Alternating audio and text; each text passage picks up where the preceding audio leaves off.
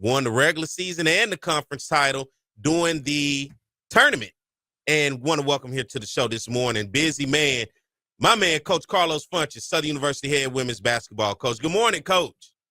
Good morning, Perry. Good morning, Jaguar Nation. Hey, man, you a tough guy to catch up with, but listen, successful people typically like that. It's hard to catch up with successful people, Coach. Well, these last few mornings, I try to get on. I've been on an airplane or either traveling on a bus or something like that. So it's been hectic these last 3 weeks for us. Congratulations to you and the team for winning over in Atlanta. You won the SWAC conference tournament. I was there to be able to see you guys win, man. It was great to see the excitement for you and your team, the hard work, and getting past just being the regular season champion, but winning the conference title through the tournament. Then your team goes out to UCLA. After Pasadena, you take on UC San Diego. You're the first SWAC team on the women's side to ever win an NCAA tournament game. You guys won the playing game of 216 seeds, UC San Diego, and you get past them. Man, talk about the feeling of what you had going into that game and coming out of there with the victory, you and your ladies. Well, I thought we were playing pretty well going into that game. We were looking really good offensively, knocking down a few shots and things like that. So watching them on tape, I thought that our defensive pressure would give them a lot of problems, and it ended up, kind of wearing them down. And down the stretch, I thought they were so tired they couldn't make shots. They relied on that three ball a lot. But, it was exciting not just for us as a team, but, the conference and the Jaguar Nation, to be the first. There can only be one first. And we're the first team to ever do that in our conference. So we're really happy about that. Yeah, I was at a local establishment. Listen, I made them turn every TV on in there. We're going to watch the Southern Jaguars and here. So, and then you guys took on one of the teams that made it to the Final Four on the women's side, UCLA. And listen, let me tell you, your defense made them really work. Now, we struggled offensively, but the defense, you forced them to really work in that game. And I saw it at halftime when they was interviewing one of the young ladies from UCLA. She couldn't even catch her breath. You could tell you guys were working them. But going into that game, they were the number one seed in the country. They made it to the Final Four. Well, what did you see in terms of UCLA versus you guys? Well, the first thing that pops out is the size factor. They're playing with a 6'8" center down there who can really score the basketball. They play off her. They have a lot of shooters stationary around her. So if you double down, they're going to kick it out. And, you have to pick your poison. Either you're going to play the big girl one-on-one and let her score 35 or 40 because it's impossible to stop her. Nobody did this year. Or you're going to double down and force her to kick it out and then see if they're going to make some threes. We tried to mix it up a little bit. She was scoring the basketball, so we doubled down hard, and they were kicking it out. And I think they went 9 for 20 from three. So they had a really good shooting night. Now, on the offensive end for us, again, size is a factor. She pretty much negates everything you do inside, being 6'7". So it's hard to get rebounds, hard to get easy shots right around the basket, and hard to get offensive boards. And on the defensive end, on the offensive end also, their size with them closing out on our shooters, them being 6'3" on the wing and us being 5'7" or 5'8". So it was really, really difficult, and we struggled to shoot the basketball from deep. Listen, UCLA is on our Baton Rouge target list. They beat Southern and LSU in the tournament. I think we owe them as a city now. Is Baton Rouge. We owe UCLA. But, man, congratulations to you. Where do you go from here? Like, what's the next step for you, Coach, in building? And you already have a championship program. You've won 2 SWAC tournaments out of the last 3 years. How do you continue to build from this and elevate the program to the next level? Well, just bringing in some more talent, and we have a culture that's in place.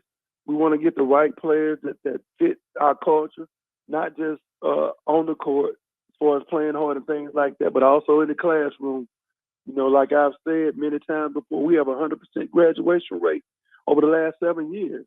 That's really difficult to do, especially, you doing that and win basketball games. So the young ladies work hard, and we're going to continue to try to get that same type of talent, both on and off the court here at Southern. I want to have this conversation with you real quick. because I see somebody in the comments, they saying, Coach, give us some 6-foot skill player.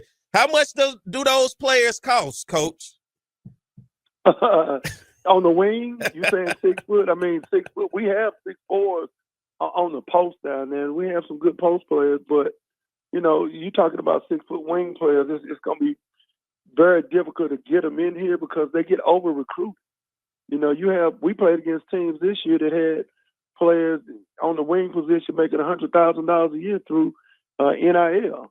So it's really tough. But we're going to get the players that want to be at Southern University, that want to be a part of our community, and we're just going to try to develop them. We want players that want to be at Southern. And I'm glad you say that because I want people to truly understand, as I talked about in the first hour, how this game of athletics has changed. We're talking about recruiting kids, and then not only recruiting, then we're talking money. We're talking about whatever resources. It's a different day and age now. So we say we want those players, but like I told them, you saw $1 million roster. Would you say UCLA maybe had $1 million in that roster?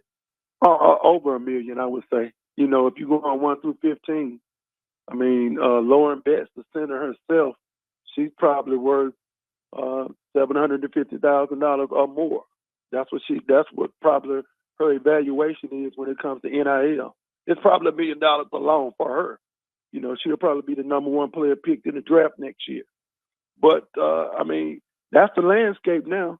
Especially in that Power 4, you're going to play against $1 million rosters every time you play against a top tier. I say top tier, a top 20 Power 4 team. They're going to have $1 million roster. That's guaranteed. What are you up to this weekend, Coach? At the HBCU All-Star game in San Antonio, I was fortunate enough to be picked as one of the coaches here. So congratulations. We're going to have some of the best talent in HBCU. We'll be playing Sunday at 2:30 on Peacock. Congratulations, Coach, what man. Look, hey, man, you deserve it, dog. You the hottest thing around, man. It's you, and then it was the coach at Norfolk, but he just got his bag. He moved on. He at Auburn, man. You got any any conversations with him?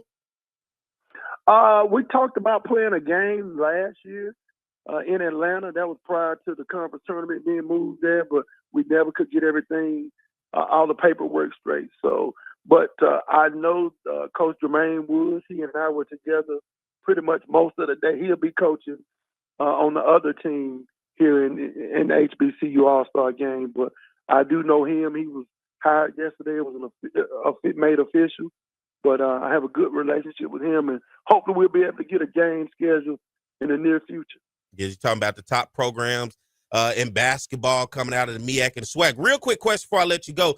Somebody just sent me a message and asked Coach, is Gordine was able to get that extra year to come back? Well, that's something we're working on right now. So, okay. It's yet to be seen.